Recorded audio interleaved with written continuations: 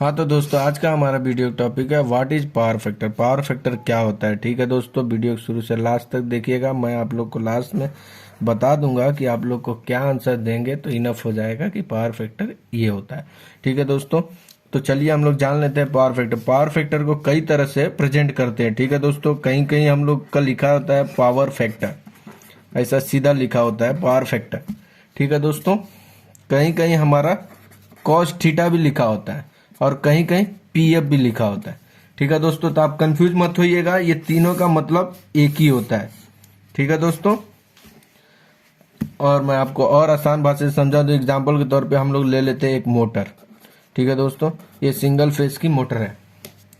इस मोटर में हम लोग फेज और न्यूट्रल दे देंगे। इसको हम लोग कनेक्ट कर दिए, इधर फेज और ये इधर न्यूट्रल। ठीक है दोस्तों, ये कनेक्ट कर दिए। अभी ये क्या होता है, ये न्यूट्रल हम लोग क्यों कनेक्ट करते हैं, ये रिटर्न पाथ का काम करते हैं। तो अभी हम लोग न्यूट्रल के बारे में नहीं जानेंगे। ठीक है दोस्तों, अभी हम लोग पावर फैक्टर के बारे में जानते हैं। तो ये क्या होता है, ये जो हमारी फेस होती है, इसी फेस में से वोल्टेज और करंट दोनों फ्लो होते हैं। ठीक है दोस्तों, इसको और आसान भाषा में समझ लेते हैं। सबसे पहले हम लोग जान लेते हैं कि हमारी सप्लाई कैसे होती है। तो हमारी दो तरह की सप्लाई होती है, एक हमारी होती है एसी और एक होती है डीसी। ठीक है दोस्तों, अगर कभी इंटरव्यू पूछे डीसी में कितना पावर फैक्टर होता है तो आप लोग कंफ्यूज मत होइएगा, डीसी में कोई पावर फैक्टर नहीं होता है। पावर फैक्टर हमारा एसी में होता है। जिस एसी में क्यों होता है, क्योंकि इसमें एसी में हमारी फ्रीक्वेंसी होती है और डीसी में हमारी कोई फ्रीक्वेंसी नहीं होती है। तो चलिए और आसान भाषा में समझ लेते हैं। ये हमारी ये वोल्टेज की वेव फॉर्म है। जैसे कि मैंने बताया है, एक ही वायर में वोल्टेज भी और करंट भी दोनों एक साथ ही फ्लो होते हैं। ठीक है दोस्तों, तो ये हमारी हो गई वोल्टेज की वेव फॉर्म। ठीक है दोस्तों, अब इसी के साथ में एक अलग से और एक वेव फॉर्म निकलती है, ये हमारी होती है करंट की वेव फॉर्म। ठीक है दोस्तों, तो ये करंट की वेव फॉर्म होती है। हाँ तो दोस्तों, जैसे हम लोग इंडस्ट्री में देखते हैं कि हमारा पावर फैक्टर 0.8 होता है, कहीं 0.9 होता है। ठीक है दोस्तों, तो इसको हम लोग मेंटेन करने के लिए हम लोग क्या करते हैं, कैपेसिटर लगाते हैं। ठीक है दोस्तों, ये हम लोग कैपेसिटर लगाते हैं इसको मेंटेन करने के लिए। जैसे 0.8 है, इसको मेंटेन करने के लिए एक कैपेसिटर लगा दिए, वो हमारा हो गया 0.9।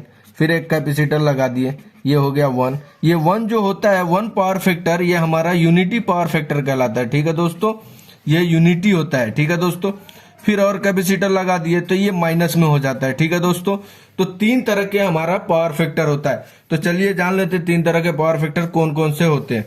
तो फर्स्ट वन होता है हमारा यूनिटी पावर फैक्टर। ठीक है दोस्तों, ये हो गया हमारा यूनिटी पावर फैक्टर। सेकेंड हमारा होता है लैगिंग पावर फैक्टर। ठीक है दोस्तों, सेकेंड होता है lagging power factor. Third one होता है हमारा लीडिंग पावर फैक्टर। ठीक है दोस्तों, leading power factor.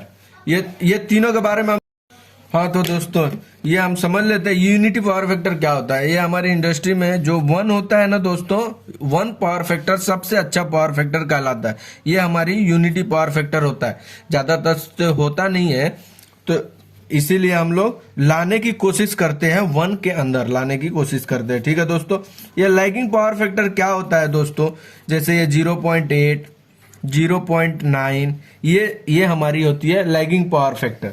Leading power factor क्या होता है, 0.8, -0.8, -0.9, ये हमारी लीडिंग पावर फैक्टर होती है। तो ये पावर फैक्टर में हमारा लोड भी 3 टाइप का लोड होता है। ठीक है दोस्तों, 3 टाइप के लोड होते हैं पावर फैक्टर को। फर्स्ट वन होता है हमारा रेजिस्टिव लोड।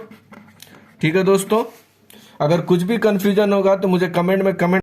हाँ तो दोस्तों, जैसे हम लोग जान लेते हैं हमारा लोड भी 3 टाइप का होता है। ठीक है दोस्तों, तो first one resistive load, second one होता है हमारा इंडक्टिव लोड, और थर्ड वन होता है जो ये दोनों को मेंटेन करता है, पावर फैक्टर को मेंटेन करता है, ये हमारा होता है कैपेसिटिव लोड।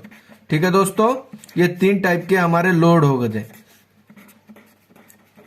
3 टाइप के लोड होते हैं। तो रेजिस्टिव लोड में क्या क्या आता है दोस्तों, जैसे हमारे घर में बल्ब, ये बल्ब हो गया, हीटर हो गया, आयरन हो गया जो प्रेस, ये सब चीजें जो हीट पैदा करे जो हीट पैदा करे वो हमारी रेजिस्टिव लोड होती है। रेजिस्टिव लोड में हमारा पावर फैक्टर यूनिटी होता है, 1 होता है, हम लोग को पावर फैक्टर मेंटेन करने की जरूरत नहीं होती है। पावर फैक्टर खराब कहाँ होता है? तो पावर फैक्टर हमारा खराब इंडक्टिव लोड में होता है। इंडक्टिव लोड क्या होता है? तो जिस चीज में कॉइल हो, जैसे मोटर, फैन, ये सब हम लोग की इंडक्टिव लोड में आती है। ठीक है दोस्तों, तो ये जो इंडक्टिव लोड होता है इसी में हम लोग का पावर फैक्टर खराब होता है। तो पावर फैक्टर खराब होने का मतलब और आसान भाषा में समझ लेते हैं, ये हमारी हो जाती है वोल्टेज। ठीक है दोस्तों, ये हमारी हो गई वोल्टेज की वेव फॉर्म। अब हमारा जो करंट का वेव फॉर्म होता है वो इसके बाद स्टार्ट होता है। ठीक है दोस्तों, तो ये हमारी हो गई करंट की वेव फॉर्म। और ये दोनों के बीच में जो डिफरेंस आता है, ठीक है दोस्तों, उसी को हम लोग पावर फैक्टर कहते हैं। ठीक है दोस्तों, पावर फैक्टर क्या है? तो कैपेसिटिव लोड देते हैं। ये कैपेसिटिव लोड देने के बाद ये हमारी जो पावर फैक्टर हो जाती है वो अब इस प्रकार हो जाती है। ठीक है दोस्तों, ये हमारी वोल्टेज की वेव फॉर्म हो गई और ऐसा फिर यहीं से करंट की वेव फॉर्म निकलती है। ये हमारी पावर फैक्टर मेंटेन हो जाती है। पावर फैक्टर बहुत ही जरूरी होता है इलेक्ट्रिकल में मेंटेन करने। हाँ तो दोस्तों, हम लोग समझ गए कि पावर फैक्टर क्या होता है। पावर फैक्टर का सिंपल सा आप लोग अगर सिंपल भाषा में समझ चाहें तो between two angle voltage and current is called power factor. ठीक है दोस्तों, वोल्टेज और करंट के बीच को जो दिखाता है वही हमारा पावर फैक्टर कहलाता है। ठीक है दोस्तों, तो दोस्तों अगर ये वीडियो अच्छी लगी हो तो लाइक करिए और चैनल पे नए हैं तो सब्सक्राइब करिए। Thank you.